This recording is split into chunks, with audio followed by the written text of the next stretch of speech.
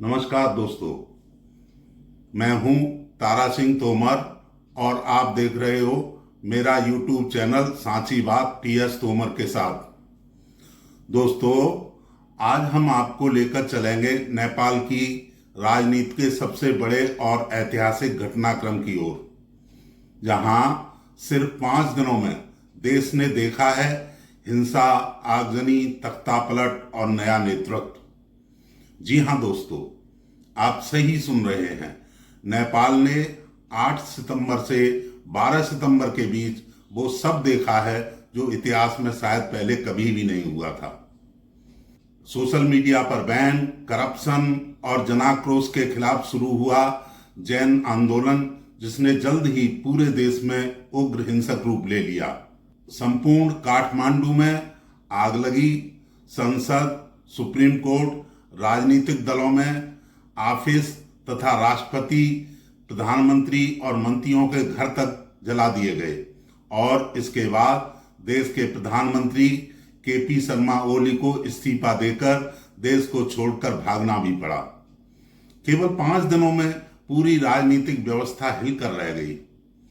उसके बाद 12 सितंबर को संसद भंग कर दी गई और नेपाल की पहली महिला प्रधानमंत्री बनी सुशीला कार्की। लेकिन सवाल उठता है, ये सब इतने कम समय में कैसे हो गया? जैन आंदोलनकारियों में 73 साल की सुशीला के नाम पर सहमति कैसे बनी और इस पूरे घटनाक्रम में काठमांडू के मेयर बालेन शाह की क्या भूमिका रही? तो दोस्तों, चलिए आपको पूरी कहानी विस्तार से बताते हैं।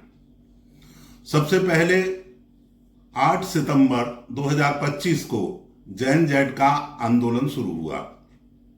शुरुआत हुई सोशल मीडिया बैन और सरकारी करप्शन के खिलाफ, लेकिन अगले ही दिन आंदोलन हिंसक हो गया।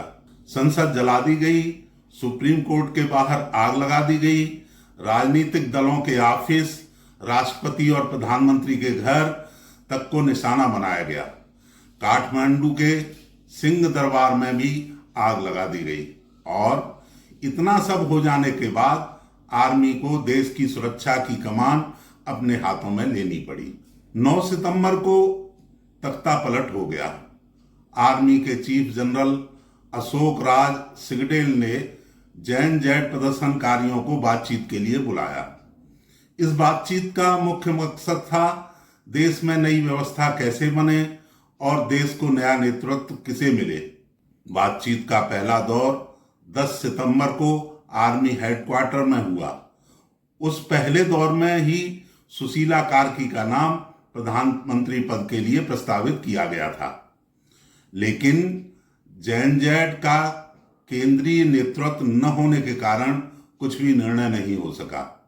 उसके बाद 11 सितंबर को दूसरा दौर हुआ, जिसमें जैन के विभिन्न गुट आपस में ही भिड़ गए और दूसरे दौर में भी कोई सहमति नहीं बन सकी।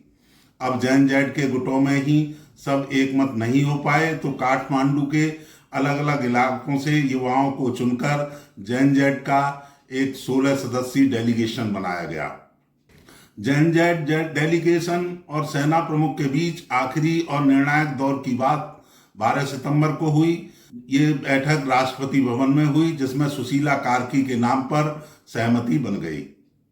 लेकिन जैन डेलीगेशन ने अपनी 3 शर्तें रखी। पहली शर्त, सरकार में किसी भी राजनीतिक दल का लीडर शामिल नहीं किया जाएगा। दूसरी, सारे विभाग प्रधानमंत्री सुशीला कार्की के नियंत्रण में ही रहेंगे। और तीसरी बात, निर्णय लेने के लिए जैन का एक एडवाइजरी ग्रुप बनाया जाएगा जो मंत्र परिषद की तरह काम करेगा। यानी कि सरकार तो सुशीला कार्की की होगी, लेकिन जैन पीछे से निर्णायक भूमिका निभाएगा। अब आते हैं काठमांडू के मेयर बालेन शाह की ओर। जैन के लिए PM पद का सबसे पसंदीदा चेहरा बालेन शाह थे, लेकिन बालेन ने शुरुआत में ही साफ कर दिया था कि वो अंतरिम सरकार नहीं संभालेंगे।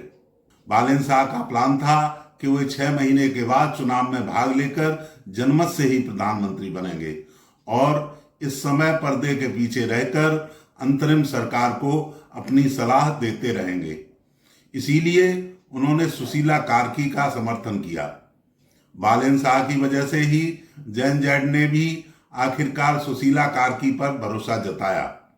हालांकि शुरुआत में जेएनजेड के एक गुट ने उसका विरोध भी किया, क्योंकि सुशीला कार्की अक्सर भारत और भारत के पीएम नरेंद्र मोदी की तारीफ करती आई हैं, लेकिन जेएनजेड के दूसरे गुटों द्वारा इस विरोध को जल्दी ही दबा दिया गया।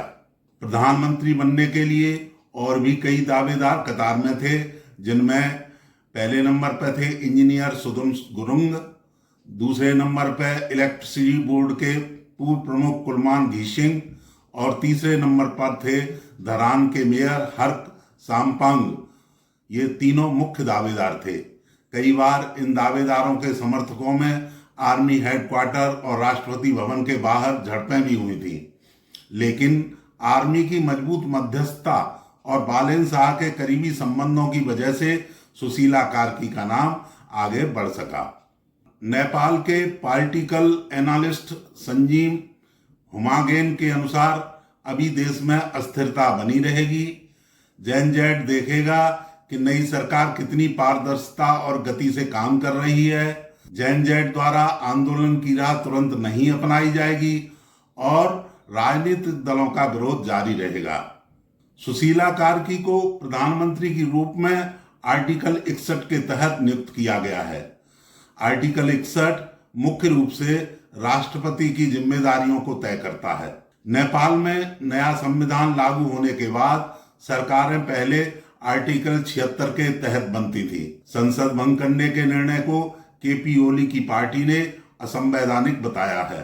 सिंह दरबार में नया पीएम ऑफिस बनाया गया है, क्योंकि प्रदर्शनकारियों ने पीएम ऑफिस की मुख्य बिल्डिंग में आग लगा दी थी। अब जानिए आगे क्या होने वाला है। अगले 6 महीने तक जेएनजेड एडवाइजरी ग्रुप और बालेन शाह पर्दे के पीछे सरकार को मार्गदर्शन देंगे। अगले चुनाव में बालेन शाह खुद प्रधानमंत्री पद के लिए चुनौती पेश करेंगे। जेएनजेड और जनता देखेगी कि नई सरकार कैसे काम कर रही है और संविधान का पालन कर रही है या नहीं। तो दोस्तों, ये थी पूरी कहानी नेपाल की 5 दिन की राजनीतिक उथल पुथल और सुशीला कार्की की प्रधानमंत्री बनने की। अगर आपको ये वीडियो पसंद आया हो तो लाइक करें, शेयर करें और हमारे चैनल सांची बात टीएस तोमर के साथ को सब्सक्राइब करना न भूलें। और नीचे कमेंट में बताएं, क्या आपको लगता है कि बालेन शाह 6 महीने बाद चुनाव जीत जाएंगे? धन्यवाद और जुड़े रहिए हमारे साथ, क्योंकि हम आपको लेकर चलते रहेंगे देश दुनिया की सबसे बड़ी राजनीतिक घटनाओं के बीच। नमस्कार।